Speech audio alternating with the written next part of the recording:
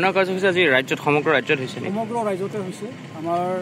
কাৰ্বি আংলঙৰ লগতে মানে গোটেই আমাৰ যিমান মানে এপছো মানে ডিষ্ট্ৰিক্ট কমিটি আছে তাত হ'ব চেণ্ট্ৰেল কমিটিৰো ইয়াত মানে সহযোগ আছে আৰু লগতে ইয়াৰ লগতে আমাৰ ভগৱনী গণ সংগঠনবিলাকৰো মানে ইয়াত সহযোগ আছে আৰু ইয়াৰ আমাৰ যিবিলাক শিক্ষাৰ লগত জড়িত মানে আমাৰ ৱেল ইউজাৰবিলাক আমাৰ শুভাকাংক্ষীসকল তেওঁলোকে আমাৰ লগত আছে আৰু চবৰে উদ্দেশ্য একেই যে বড়ো মাধ্যমৰ যিবিলাক মানে শিক্ষাৰ ব্যৱস্থা অগ্ৰগতি কৰাত বা আগুৱাই লৈ যোৱাত অসম চৰকাৰে গুৰুত্ব দিব লাগে আৰু লগতে যিবিলাক আমি দাবী কৰিছোঁ SCRTৰ লগতে হওক AGSতে হওক মডেল কলেজতে হওক মডেল স্কুলতে হওক এই গোটেই দিশত আমাক মানে শিক্ষকৰ ব্যৱস্থা কৰিব লাগে আৰু আধুনিকীকৰণৰ লগতে ইয়াত মানে কিছুমান শিক্ষাৰ মানে সৰঞ্জামবিলাক সা সঁজুলিবিলাকৰ যোগান ধৰিব লাগে বুলি আমি দাবী কৰিছোঁ কিয়নো আজিৰ যিহেতু আল্ট্ৰা মডাৰ্ণ এটা বিৰাট আমি যথেষ্ট পিছুৱাই আছোঁ গতিকে আমি কিছুমান সঁজুলিবিলাক কিছুমান টেকনিকবিলাক ডিজিটেল মানে কিছুমান প্ৰযুক্তিৰ শিক্ষাৰ ব্যৱস্থাবিলাক আমাৰ তাতে ভিতৰুৱা অঞ্চলৰ বড়ো মাধ্যমৰ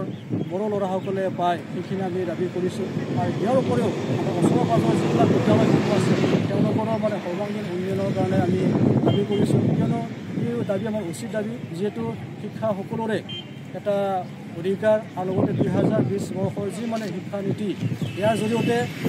মানে মাতৃভাষাৰ বিদ্যালয়বিলাকক মানে আচলতে আগুৱাই লৈ যোৱাৰ যিখিনি ব্যৱস্থা কৰি দিব লাগে সেইখিনি মানে অসম চৰকাৰে কৰিব লাগে বুলি আমি দাবী কৰিছোঁ ইয়াত মানে অসম চৰকাৰক আমি এইটোৱে দাবী কৰিম আমি তেওঁলোকৰ ওপৰত আমাৰ আক্ষেপটো মানে প্ৰকাশ কৰিছোঁ যাতে তেওঁলোকে যাতে আমাৰ যি মানে ধৰ্ণা কাৰ্যসূচীৰ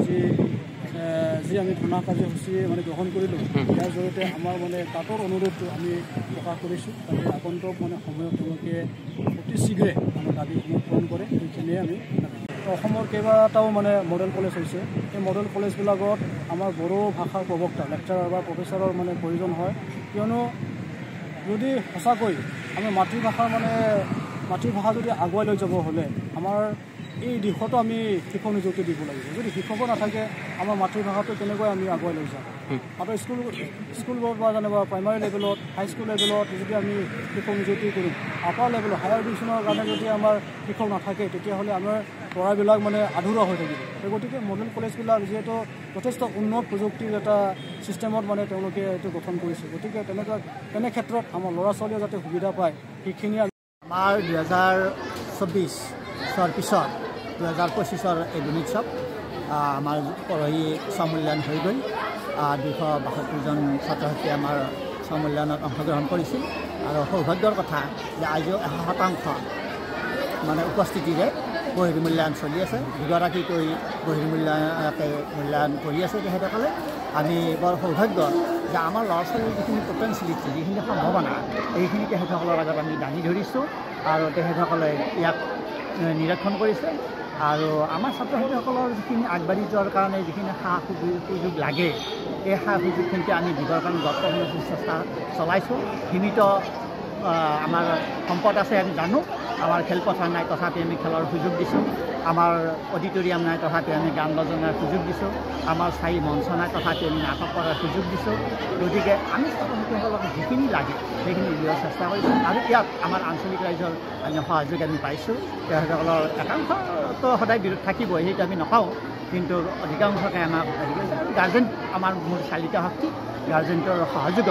আমি ল'ৰা ছোৱালীখিনিক আগবঢ়াই নিবলৈ চেষ্টা কৰিছোঁ আপোনালোকে আজি চাওক এই গোটেই অঞ্চলৰ ল'ৰা ছোৱালীখিনিৰ বিভিন্ন প্ৰতিভা ইয়াত প্ৰকাশ হৈছে আৰু আমি আশা ৰাখিছোঁ যে এইবাৰো আমি অন্য বছৰতকৈ হয়তো আমাৰ গ্ৰেডটো ওপৰকৈ যাব পাৰে আমি আশা ৰাখিছোঁ হয় মানে ইয়াত ধৰক বিভিন্ন অভাৱ অভিযোগ আছে চৰকাৰক কি আহ্বান জনাব বিশেষকৈ আমাৰ ক্লাছৰুম আমাৰ খুব যথেষ্ট অভাৱ আৰু ষ্টুডেণ্ট 322জন বৰ্তমান এই 322জন ষ্টুডেণ্ট অনুপাতে আমাৰ ইউনিয়ন লেট্ৰিনৰ যথেষ্ট অভাৱ আছে গতিকে এইবিলাক আমি চৰকাৰৰ সেনেকৈ পৃথক লাইব্ৰেৰী আমাৰ নাই পৃথক আমাৰ লেবৰেটৰী নাই পৃথক এক্টিভিটি ৰুম নাই যিবিলাকত ছাত্ৰ ছাত্ৰীৰ বৌদ্ধিক বিকাশ হ'ব পৰাকৈ আমি বিভিন্ন ধৰণৰ কাৰ্য আমি ল'ব পাৰোঁ এই কামবিলাক তাৰমানে কি হৈ আছে আমাৰ মানে মই আগতে কৈছোঁ যে অভাৱ আছে আমাৰ কিন্তু অভাৱক নেওচি আমি কৰাৰ চেষ্টা কৰি আছোঁ যদিও কিন্তু এইখিনি হ'লে আমি হয়তো আৰু বেছি আগবঢ়াৰ সুবিধা হ'লে আমাৰ ল'ৰা ছোৱালীখিনি আৰু অধিক সা সুবিধা লাভ কৰিলে অধিক আগবাঢ়ি যোৱাৰ সুযোগ পালে কেনেকুৱা অনুভৱ সঁচাকৈ আজিৰ দিনটো আমাৰ স্কুলৰ বাবে এটা বিশেষ উল্লেখযোগ্য দিন। আজিৰ এই দিনটোত আমাৰ যিজন